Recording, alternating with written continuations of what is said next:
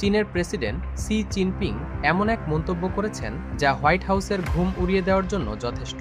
C Jinping পরিষ্কার জানিয়ে দিয়েছেন, পৃথিবী এখন আর জঙ্গলের আইন বা জোর যার মুলুক তার এই নীতিতে চলবে না। কিন্তু কেন ঠিক এই সময়ে বেইজিং এতটা আক্রমণাত্মক? তবে কি ইরানের পাশে দাঁড়িয়ে যুক্তরাষ্ট্রকে সরাসরি চ্যালেঞ্জ ছুড়ে দিচ্ছে চীন? গত মঙ্গলবার আবুধাবির যুবরাজ শেখ খালেদ বিন মোহাম্মদ বিন জায়েদ আল নাহিয়ানের সাথে এক হাই প্রোফাইল বৈঠকে বসেন চীনা প্রেসিডেন্ট। সেখানে তিনি সাফ জানিয়ে দেন, মধ্যপ্রাচ্যে শান্তি ফেরাতে হলে আন্তর্জাতিক আইন সমুন্নত রাখতে হবে। সি জিনপিং সরাসরি ইরানকে লক্ষ্য করে চালানো যুক্তরাষ্ট্র ও ইসরায়েলের হামলার কঠোর সমালোচনা করেন। তিনি হুঁশিয়ারি দিয়ে বলেন, আন্তর্জাতিক আইনকে কেউ নিজের সুবিধামতো ব্যবহার করবে আর অসুবিধা হলে বর্জন করবে। এমন দ্বিমুখী নীতি চীন বরদাশত করবে না। বেইজিং মনে করে ইরানে এই হামলা শুধু অনৈতিক নয়, বরং সম্পূর্ণ বেআইনি।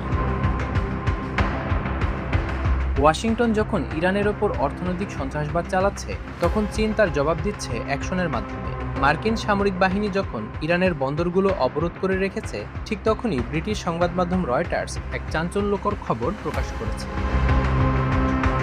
যুক্তরাষ্ট্রের কড়া নিষেধাজ্ঞা অমান্য করে রিচ স্টারি নামের একটি চীনা ট্যাঙ্কার সফলভাবে হরমুজ প্রণালী পার হয়েছে।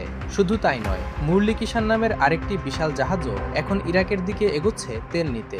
আমেরিকার রক্তচক্ষুকে পরোয়া না করে চীনের এই পদক্ষেপ প্রমাণ করে মধ্যপ্রাচ্যের জ্বালানি রাজনীতিতে ওয়াশিংটনের একছত্র আধিপত্য এখন শেষের পথে।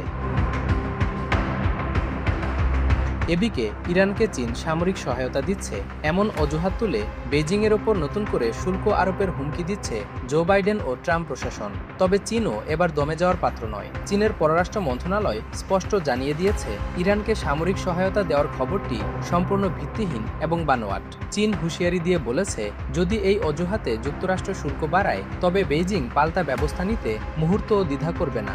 মনে রাখা দরকার, আগামী মাসেই বেইজিংয়ে ডোনাল্ড ট্রাম্পের সাথে সি জিনপিং এর একটি গুরুত্বপূর্ণ বৈঠক হওয়ার কথা। তার আগেই চীনের এই শক্ত অবস্থান বিশ্ব রাজনীতিতে এক নতুন মেরুকরণের ইঙ্গিত দিচ্ছে।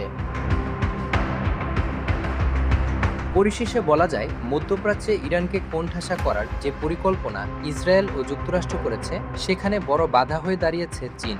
ইরানের সাথে চীনের এই গভীর অর্থনৈতিক ও কৌশলগত সম্পর্ক ট্রাম্প প্রশাসনের জন্য এক চরম দুঃসংবাদ। সি জিনপিংয়ের বার্তা পরিষ্কার, মধ্যপ্রাচ্যে শান্তি চাইলে আগে আগ্রাসন বন্ধ করতে হবে। এখন দেখার বিষয়, আগামী বৈঠকে ট্রাম্প কি চীনের এই হুঙ্কার মেনে নেন, নাকি সংঘাত আরও চরমে পৌঁছায়।